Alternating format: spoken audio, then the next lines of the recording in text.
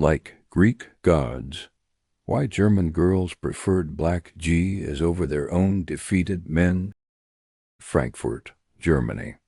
October 1945. The street lantern outside the supply depot had been broken for 3 weeks, and no one had bothered to fix it. Because in a city where entire neighborhoods had been reduced to powder and ash, one shattered light bulb ranked somewhere near the bottom of anyone's concern. Private Elijah Monroe stood beneath what remained of it anyway, hands in his pockets, breath rising in small white clouds against the cold night air. He had been in Germany for exactly 4 months, and he still could not quite explain the sensation that had settled over him since his boots first touched this ruined earth. It was not triumph. It was not relief. It was something stranger, something he had no word for yet, because no one had taught him that word back home in Georgia. If this story moves you the way it moves us, hit that like button right now and subscribe so you never miss another story that history tried to bury. Drop a comment and let us know where in the world you are watching from tonight, because this community stretches to every corner of the globe, and we are grateful for every single one of you. Share this video with someone who needs to understand that history is never as simple as the textbooks made it seem. Now let us go back to the ruins. A woman crossed the street 30 yards ahead of him, her footsteps quick and deliberate on the wet cobblestones. She glanced in his direction, and for a half-second their eyes met. She did not look away with the fear he had expected. She held his gaze for a moment, just a moment, and then she was gone around the corner into the darkness.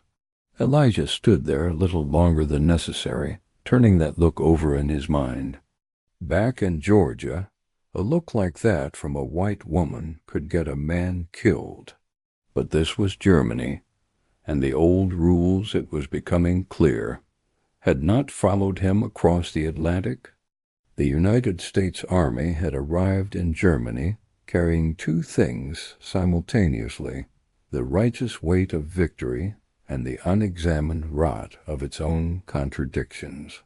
More than 1 million American soldiers poured into the occupation zones after May 1945, and among them were approximately 150,000 black soldiers, sorted into segregated units by a military that had drafted them to fight racism while practicing a version of it daily. They had cooked the food, driven the trucks, and buried the dead, while their white counterparts drew the glory assignments.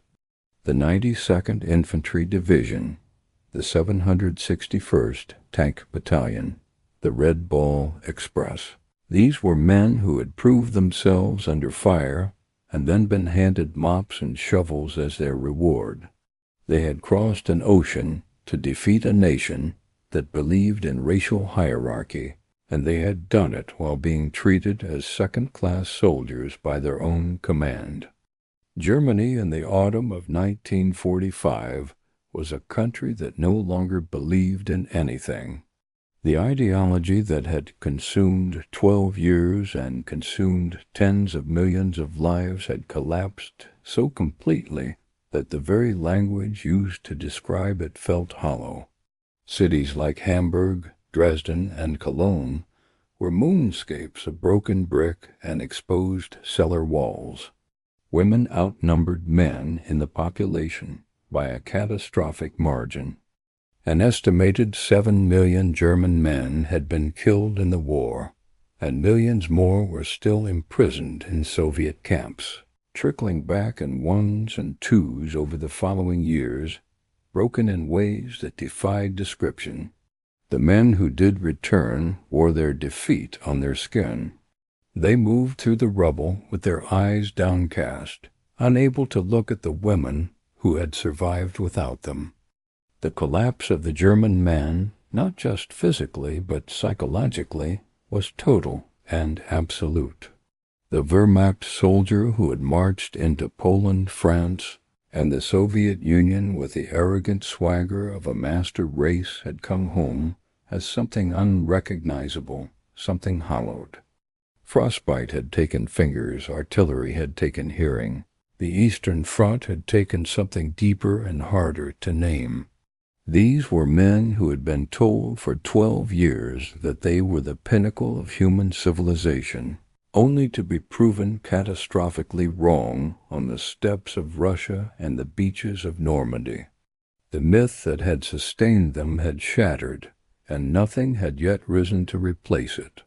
A German woman named Hild, interviewed decades later by a researcher in Munich, described watching her husband return from captivity in 1946, and she said simply, "The man I married did not come back. Someone else came back wearing his face." Into this vacuum of masculine confidence stepped the American soldier, and the contrast was not subtle. The Americans arrived with abundance so casual it bordered on obscene. Chocolate and cigarettes and canned goods and nylon stockings and chewing gum, luxuries that had not been seen on German streets in years. They moved through the ruins with a physical ease that the defeated German population found both bewildering and magnetic. They were loud, generous, and entirely unaware of how foreign their confidence appeared to people who had spent 6 years being told what to want, what to think, and how to suffer in silence. But among all the Americans, it was the black soldiers who generated the most unexpected response from the German female population. And understanding why requires understanding exactly what had been taken from German women during the Nazi years. The Third Reich had constructed a very specific role for German womanhood. A woman existed to bear children for the Volk, to keep house, to be silent and obedient and grateful for the honor of serving the state through reproduction. The Nazi propaganda apparatus had spent 12 years telling German women that their desire, their intellect, their identity, meant nothing outside of their biological function. They had been reduced, systematically and deliberately, to vessels. And then the war had turned even that diminished role into a nightmare as the Allied bombing campaigns killed their children, their mothers, and their homes, while their husbands died on the other side of a continent, defending a cause that had already begun to feel insane. By the time the occupation began, German women had been emptied out by ideology and refilled with grief. The black American soldiers did something that no German man of that era had been taught to do. They listened. Private Monroe had noticed it himself, the way his colleagues in the 372nd Infantry Regiment would sit with German women for hours over terrible ersatz coffee and actually engage with what they were saying. The black soldiers had grown up in a culture of survival, of reading runes carefully, of making themselves understood across enormous social distances. They had spent their entire lives navigating a world that did not want them, which had given them a particular fluency in human vulnerability. They recognized suffering when they saw it, because they had worn that same expression themselves in 1,000 different American towns. And the German women, starved for acknowledgment after 12 years of being told they were decorative instruments of the state, felt that recognition like sunlight on winter skin. A military sociologist attached to the occupation forces wrote in an internal report that autumn, a report that was classified for decades, that black American soldiers were receiving a disproportionately warm reception from the local female population compared to their white counterparts. The report cited several factors. It noted that black soldiers were generally assigned to labor details in closer proximity to civilian neighborhoods, while white soldiers were stationed in commandeered buildings further from daily German life. It noted that the black soldiers shared their rations more frequently and more generously, a habit forged by decades of their own communities, having too little and knowing exactly how that felt. And it noted with visible institutional discomfort that the German women interviewed described the black soldiers as being, quote, more respectful and more gentle than they had anticipated. The report recommended stricter enforcement of General Order 97, the Non-Fraternization Directive, specifically as it applied to black soldiers. It did not recommend that white soldiers be equally disciplined for the same behavior. The double standard was not accidental. General Order 97 existed officially to maintain military discipline and prevent the victorious army from being compromised by emotional entanglements with a formerly hostile civilian population. The stated reasoning was practical and cold, but the enforcement of that order told a different story entirely. White soldiers caught visiting German women's apartments received verbal reprimands and extra duty assignments. Black soldiers caught in identical circumstances faced court-martial proceedings, dishonorable discharges, and prison terms measured in years rather than days. In one documented case from Heidelberg, a black corporal from Alabama received 18 months of hard labor at the United States disciplinary barracks for being found in a German woman's home during a dinner they had prepared together. That same week, a white sergeant from Ohio, found in objectively more compromising circumstances, received a 14-day pass restriction and a letter in his file. The army that had crossed an ocean to defeat fascism was administering its own justice along a very familiar racial axis. And yet the relationships continued because desperation and loneliness and genuine human connection do not recognize military regulations any more than they recognize national borders.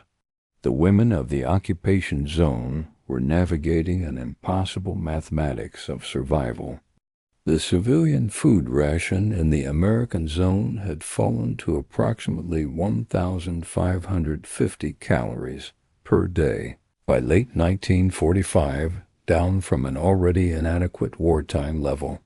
Children were dying of malnutrition in cities that had once been among the most prosperous in Europe.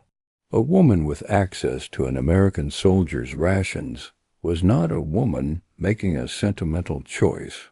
She was a woman making a calculation with her children's survival on one side and the whispered word Veronica, traitor, on the other. And many of them made that calculation anyway, because when a man treats you like a human being in a world that spent 12 years treating you like furniture, that carries a weight that transcends calculation entirely. The word that German women used, quietly, and then with increasing frequency, when describing the black American soldiers, was a phrase that translates roughly as like Greek gods. It appeared in letters confiscated by military censors, in diary entries uncovered by historians, in testimonies gathered long after the occupation had ended. It was not merely a comment on physical appearance, though the soldiers' height and vitality, so different from the gaunt returned veterans, was certainly part of it. It was a comment on bearing. The black soldiers moved through the ruins with their heads up, not because their circumstances were better. They were objectively worse in many respects, but because they had decided, consciously or otherwise, that no military that had used them as laborers, while white soldiers took glory, was going to take their dignity as well. They had spent a lifetime being told they were less, and they had arrived in Germany having proven, on battlefields from the Arno River to the Rhine, that the people doing the telling were wrong. That refusal to be diminished was visible in every movement, every conversation, every small act of generosity. And to women who had been diminished systematically for more than a decade, it looked like something almost mythological. Private Monroe eventually found himself spending his off hours near a particular block of partially standing buildings on the eastern edge of the American sector, drawn by no reason he could articulate clearly. There was a woman there named Anna who had once been a music teacher. She had a daughter who was 7 years old and had forgotten what a full meal tasted like.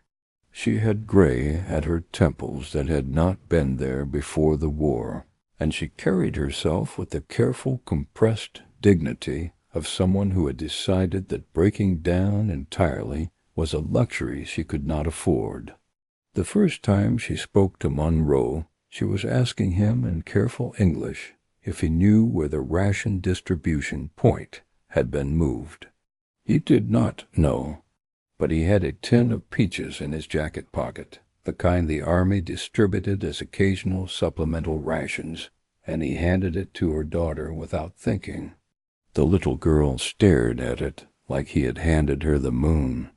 Anna returned the next day with the empty tin, which she had washed and polished, and she handed it back to him, as though returning a borrowed book. He laughed. She was startled by the laugh, and then she laughed too, and in the middle of a city that was still mostly rubble and cold air and the distant sound of reconstruction work, that laughter was genuinely astonishing. They talked for 40 minutes before Monroe realized he was late for evening formation and ran. He spent the following 3 days thinking about the conversation. He had spoken with white American women at USO events and charity functions back home, but they had always held a certain careful distance, as if proximity to him required management. Anna had spoken to him the way you speak to a person, just a person. It was, he would tell an interviewer many years later, the most revolutionary conversation of his life. The United States Army Command was aware of what was happening, and it was not indifferent. By early 1946, intelligence reports reaching the War Department in Washington described a pattern of social integration in the occupation zones that was, in the words of one general, deeply corrosive to military order and American racial standards.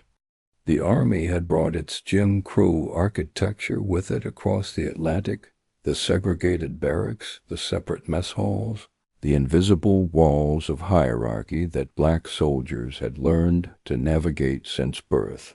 But Germany did not have those walls in the same configuration. German women had not grown up absorbing the particular American mythology of racial terror that kept black men and white women separated in the American South.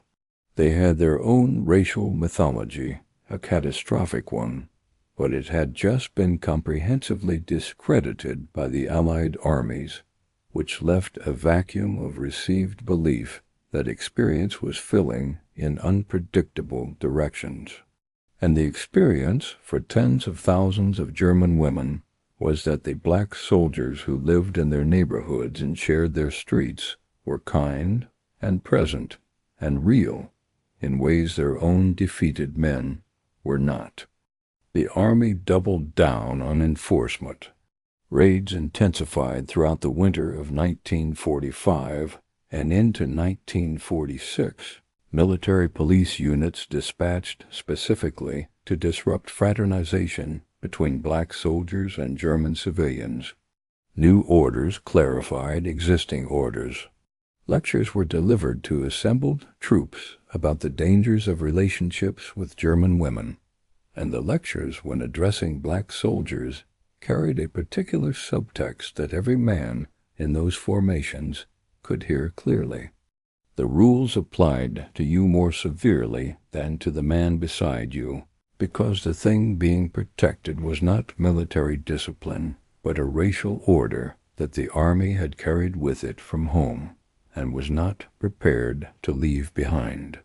A chaplain in Wiesbaden wrote in a private letter to his bishop that the Army was court-martialing men for love, while signing off on lesser charges for violence, and that this fact was not lost on a single black soldier in the occupation zone. And yet the arithmetic of occupation kept producing the same results. Historians estimate that between 1945 and 1955, somewhere between 50,000 and 94,000 children were born in Germany to German mothers and American fathers, a substantial proportion of them born to black fathers. These children, called Besatzungskinder in German, occupation babies, occupied a nightmarish legal and social gray zone. The American government did not recognize them as citizens. The German government did not grant them full rights. They existed in the space between two nations that had both decided for different but overlapping reasons that the evidence of interracial love was an inconvenience to be managed rather than a life to be honored. Many of these children grew up in orphanages. Some were adopted. Some spent decades fighting for a nationality that neither country offered willingly. They were the most honest monuments to everything the war had failed to change, the children of a love that two nations and one army had tried with all their institutional weight to prevent. Monroe and Anna were married in March of 1947 after 14 months of paperwork, refusals, appeals, additional paperwork, and the quiet intervention of a sympathetic German civil registrar who was, as he told them when they signed the final documents, simply tired of being asked to help the world be smaller than it needed to be. The ceremony lasted 9 minutes. The witnesses were a fellow soldier from Monroe's unit and Anna's daughter, who wore a ribbon in her hair that Anna had saved from before the war for an occasion important enough to justify its use. When the registrar declared them married and stamped the document, the little girl clapped her hands once, loudly, in the silence of the government office, and every adult in the room decided simultaneously not to say anything about it.